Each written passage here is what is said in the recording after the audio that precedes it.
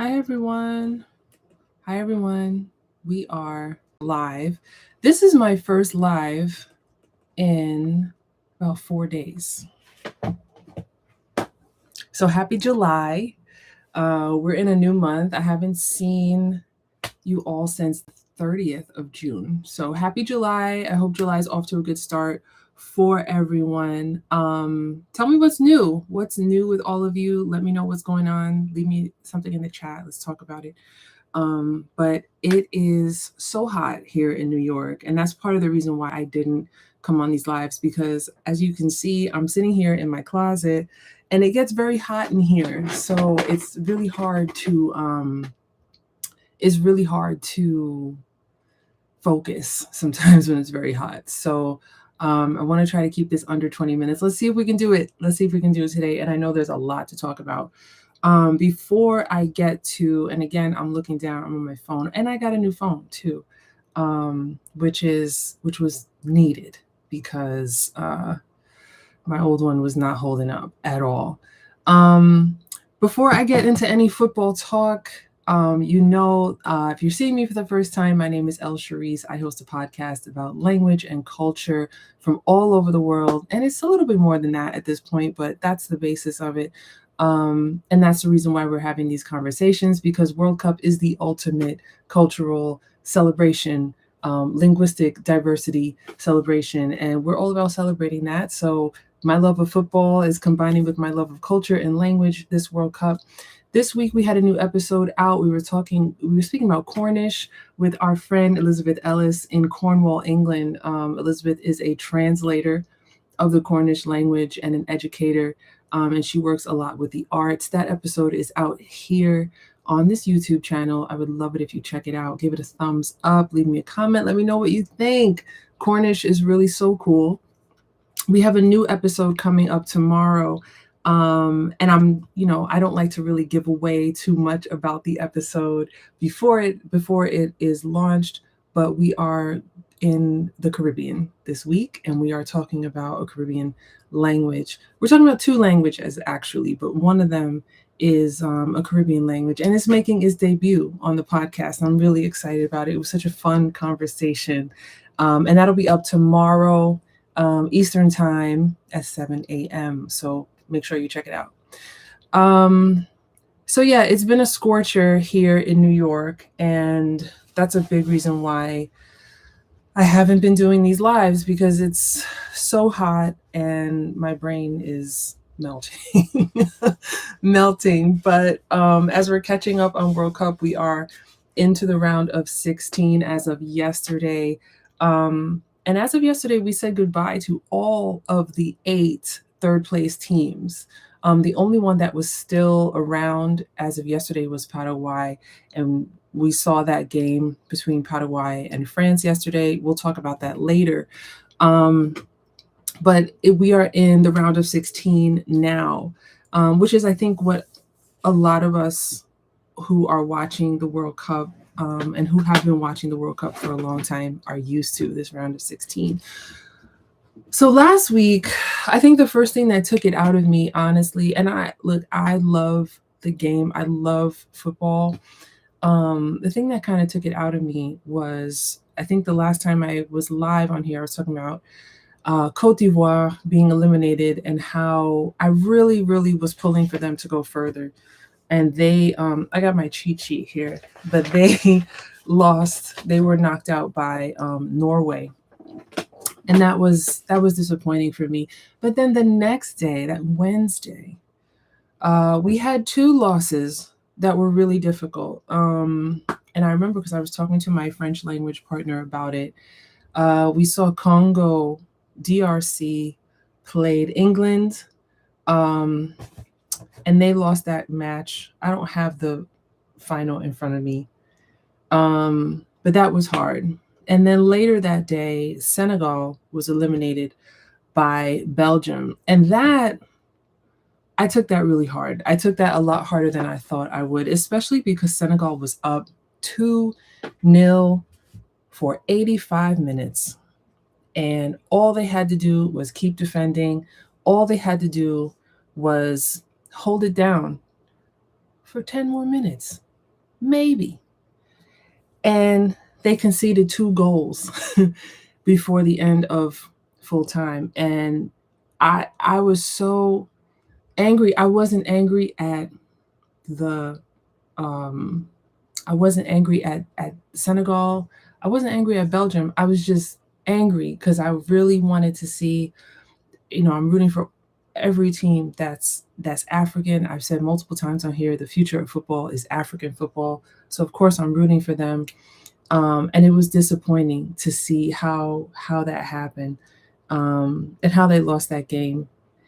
And I remember the last game of that night, I think, was USA Bosnia Herzegovina. I couldn't even watch it. I had it on, and it was just noise because I was like heartbroken, heartbroken, because I thought Belgium was going home, but and that's crazy because I didn't watch that game. And then I saw my friend Jamie text me and told me that Balogun was red carded. We'll talk about that later, but this is why I'm wearing my red card shirt. We'll talk about that in a minute. Um, that was probably one of the first games I really took, the Senegal Belgium game, that really took my focus away from the following game. Um, I just couldn't. And then um, the next day, if I'm remembering correctly, that Thursday, I think that was the second. We have some friends here who, we're doing a watch party here and there. Sambaza and Adi, I joined them over on Sambaza's Substack, and we did a live watch of Portugal Croatia. And I only stayed for the first half because I was sitting on the floor of my apartment and I was uncomfortable, unfortunately. So I checked out a little early. And little did I know that the second half of that game was really going to heat up. It was full of drama, the second half of that game. And it was really, really sad. I mean, we know Portugal moved ahead. It was sad to see Croatia, be eliminated the way that they were. Crazy thing about me, with all this back-to-back football, today's controversy today's controversy is often tomorrow's like footnote. So in that moment, you're watching it and you're so like, I'm so upset and so, you know, and I think it was that Croatia goal was, that was very controversial. I was sitting here like I know I was running my mouth about it for a while and I couldn't even remember what it was, but now I remember it was the VAR, and it was the who got the touch on that ball. Was it Croatia? Because if it was Croatia, it was just the guy's hair. But if it was Portugal, then that would have essentially reset the play by the time it went to the attacker, and it would not have been ruled offside. I had big feelings about it. That was a few days ago. I still have big feelings about it, but do I remember the fine details? Not so much in this moment, and that's on me. I should have prepared a little bit better for this, but it wasn't cool seeing Croatia eliminated like that. Especially, we know Luka Modric, and Croatia is always a fine team to watch. They're organized, they play really well, and I've always thought, especially with Luka Modric on the team, I've always thought Croatia was an underrated team. Remind me which World Cup it was. They went all the way to the third place match, and I thought that they really had a good chance to take it all the way, and they didn't. There's a lot of talk about Cristiano's last dance, Messi's last dance. I don't want to hear the phrase last dance ever again. I'm over it. But if we want to talk about who's most likely this is going to be their last World Cup, we can't leave Luka Modric out of that conversation because he's done so much for Croatia on the world stage, and seeing them be eliminated like that wasn't easy. It really wasn't easy. The next day, I think the big headline was Argentina Cabo Verde. Cabo Verde. And I actually left my house for that game. Went to not too far from where I live, here in Queens, to spend time with a friend.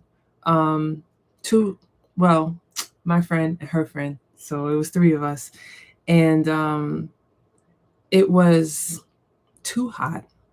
It was too hot, but it was too hot in my apartment too. So I don't know. But this game, we knew it was going to be one for the books, so we got together to watch that game. I'm sorry that I'm not talking about Australia, Egypt, um, but Egypt won that match on penalties, which was really interesting because at that point, I was at the intersection of Little Morocco, Little Egypt here in New York, and halfway between that and Little Colombia. So all those matches that day really ignited the little, enclaves here in New York City. So I think that was really cool. I'm trying to see, there was some another uh oh my god, who was it? Argentina, little Argentina also, over on Corona Ave, on Junction Boulevard, down there. Um Everybody was out. Everybody was dancing in the streets that day. But Cabo Verde, Argentina, I don't think most of us who are completely behind Cabo Verde expected the performance that we saw from them on Friday. And it was such a joy to witness. Obviously, I wasn't there. I was here in New York. Witness on TV. It was such a joy, because they played like lions.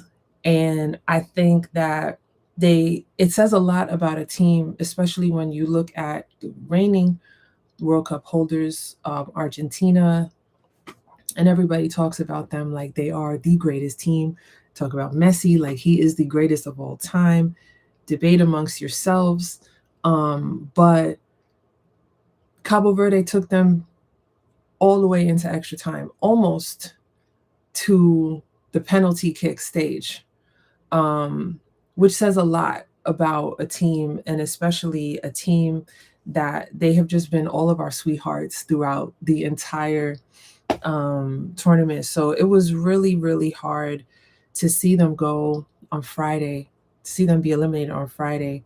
The biggest 2026 hugs to Cabo Verde, because we are all so, so proud of you. I mean, obviously, we're proud of Vozinha, but we're also proud of the entire squad. And we are proud of the entire Cabo Verdean diaspora. And we are proud of the entire archipelago nation of Cabo Verde. And we're going to be talking about them for a very long time. I know that women's AFCON starts soon, if not at the end of this month. It starts really soon. And I know that the Cabo Verde's women's team is in the competition. So let's show them some support too. We gave the men all of our support, but when the women play, let's support them too. So that's going to be really exciting. I'm going to do my best to watch that tournament. I don't know what kind of service I'm going to have to pay for in order to watch it, but I'm going to need more football in my life. I'm not just going to be able to say goodbye on the 19th and just leave it at that. Yesterday, we started the round of 16, and we're down to 2 games a day. So this is going to be a steady withdrawal of football, but we're going to make it. And the first day that's coming up, just to warn you, the first day without football will be Wednesday, July 8th. So just prepare yourself for that.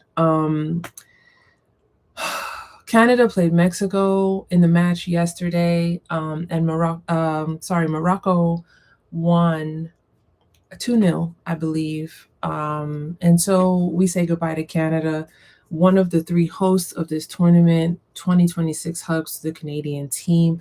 I know that Canadians are so proud of Canada and how far they've come in this tournament. Morocco is still holding it down for the African teams along with Egypt. So, okay, Morocco, let's see. Morocco has France next. So we'll see. We'll see. That should be an interesting game because those are 2 really strong teams. Paraguay, France yesterday was a maelstrom, a Donnybrook. It was a gang fight. It was bad. I had the game on. Was I watching every minute? No. I wasn't watching every minute. I had the game on. And I heard later, saw some clips later, had a friend tell me later that that Paraguay was not playing fair and they were playing quote unquote dirty. And so that's always hard to see. I think that I don't like to think about a team playing that way or playing unfairly. And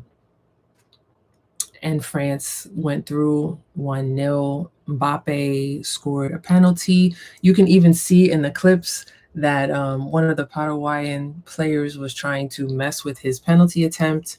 At the end, which I thought was crazy, was the goalkeeper was trying to shake hands with Mbappe, and Mbappe just ignored him. And then the goalkeeper threw the ball at Mbappe's back, and that kind of summed up the match, I think, of all the clips that I saw. Because again, I said I wasn't really watching it. I just had it on. So that's crazy, and that's really not cool for their legacy. And what's interesting too is Uruguay has the same reputation. So Paraguay has that same reputation. That's weird. Do better. Do better, because you're in front of the whole world. Don't play like that. Be a better ambassador for the sport, representing your country. I did see some people saying that, we just don't understand how South American football is played, and that very well may be the case. I don't know. So I don't want to discredit people who know South American football better than I do. But still, I don't know. It didn't look very sportsmanlike. When you take the clips out of context, it didn't look very sportsmanlike. So I said before, all of the third place teams are now out, with Paraguay being eliminated by France. I see people using that to question the 48 team format that we know was introduced this year, and what that says about the 48 team format. I think it says something tremendous about that format, because we got some really beautiful stories out of this World Cup. I know people are saying, oh, Cabo Verde would not have qualified if it wasn't for that format. I think they would have qualified anyway, from what I understand. So maybe that's not the team to use as an example, but you can't deny it's been so beautiful seeing so much more of the world be involved and so many more flags being flown for this cup. And I know having this number of games has been overwhelming for a lot of people. I've felt a little overwhelmed at times, but I'm okay with it. But I think, I had my questions in the beginning too, if it was going to be good enough, or if it was going to be, small teams getting clobbered by quote unquote big teams, small teams, quote unquote, clobbered by supposed big teams. But people came to play. A lot of teams came to play, and that's really what matters. So, what do you guys think? Tell me what you think about seeing an extra 12 teams included in the World Cup. Is it 12? No, 16 teams included in the World Cup. And how you feel about that going forward. I think that it is really cool. I had my suspicions at first. I wasn't really too sure how I felt about it, but at this point I really have enjoyed it, and I think that it's really wonderful to include more of the world in it. I'm gonna run over as usual. I try to talk as fast as I can because I don't want to go over. But I do also see people talking about how do they pick a club team after the World Cup is over? How do you begin? Where do you begin? My advice officially, and if you have any advice on this, leave it in the comment if you're watching on the replay. My advice on this is don't be like me. Don't let someone tell you to just support, you know, Manchester United or support Barcelona or support River Plate or support Botaga Palmeiras or just, support whoever, Colo Colo, whoever. Pick a league, pick more than one league, whatever league you can find, even if it's MLS. That didn't come out right. You know what I'm saying? Pick a league anywhere here in the United States, in Mexico, in Europe. Pick a league in Africa, in Asia, in South America, wherever. One that you have access to watch regularly. And my suggestion is just go through a whole season. Let a whole season take you through, just watching it, understanding the game, understanding the players, understanding the club culture, the history about it, and then make your decision. Like, don't rush into it, because you don't want to be one of those people who today you're a Manchester City fan and then tomorrow you're an Arsenal fan. Don't do that. Don't do that. Find your team. Make sure, don't rush into it. Just, enjoy the game. Just keep enjoying the games. And when you find your team to support, it'll be great. It'll be great. It'll be worth it. Somebody told me in 1998, just support Chelsea. And I said, okay. And I've been a Chelsea fan since 1998. And I don't regret it. I love Chelsea. Chelsea is my team forever. But also Chelsea is my team forever. So, it's a decision. It's like a marriage. It's like deciding who to marry. Don't rush into it. Just enjoy it. And, enjoy that dating part of it and watching different teams and seeing who's playing for what and any players that you like or you enjoy their style of play. Go for that. So I mentioned the red card shirt because Balogun, USA, red carded in the last game against Bosnia-Herzegovina. Red card rescinded, and now he's in the game tomorrow. What do you guys think? Supposedly, who put in a call to Gianni and got that red card rescinded. I don't know if that's true, but that's the rumors that I've heard so far, that there was some politics behind the scenes at play in making sure that he could play for the U.S. Against Belgium tomorrow. I don't know how I feel about that, because if it had been, it's one of those things that, like, when it works in your favor, you're happy about it. When it works against your favor, you see the problem with it. And I just feel like if that had been Cristiano, if that had been Messi, if that had been, any other of the quote unquote superstar players for any team other than the United States, there would be a lot more outrage than what I'm seeing. I think I'm seeing a lot of questions more than I'm seeing outrage at this point, but I think people would be full on outrage if that were to happen. As we know, actually I just found out not long ago, Cristiano was red carded during qualifiers, and those were rescinded to ensure that he could play during the World Cup. I have my suspicions. I have my tinfoil hat on with some of these thoughts about it. But I'll let you guys decide. If you want to share any of your theories and thoughts with me, please do it in the chat. Do it in the comment section. I'm here to listen. Let's talk about it. But yeah, there's something else I was going to say. I'm going to save it. I'm going to save it for next week because it's a big thought and it involves a team that we don't know where they're going just yet. So I'm going to hold on to that. Today's matches, we have Norway playing Brazil in about a half an hour. And then we've got England playing Mexico in Mexico City at the Azteca.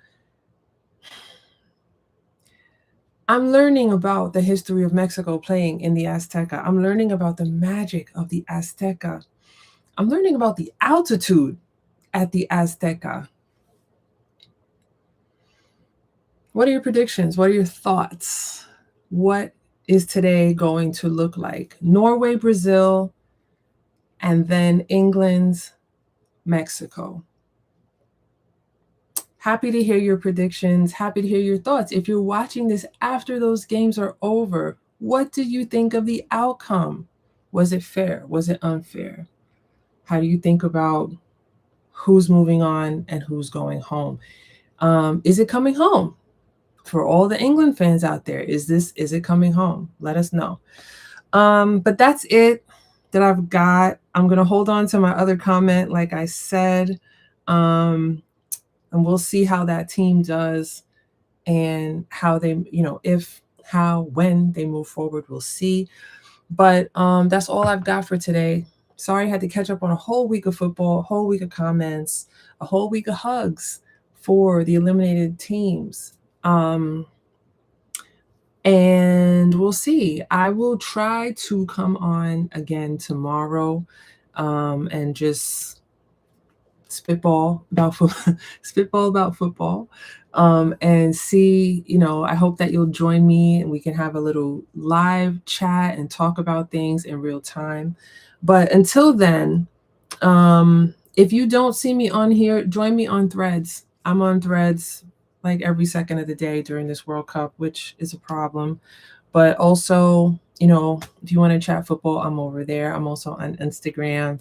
And for now, I'm going to end this stream and get ready to watch the next game. And if you're watching the next games, enjoy the two games that we have today, and have a wonderful rest of the day. If you're in the New York City, if you're in the Northeast, if you're in the area, stay cool. I know it's a little bit cooler than it has been, but keep staying hydrated and take care of yourselves. That's the most important thing. Football is life, but football is also a game. So don't get in any trouble, and I will see you next time.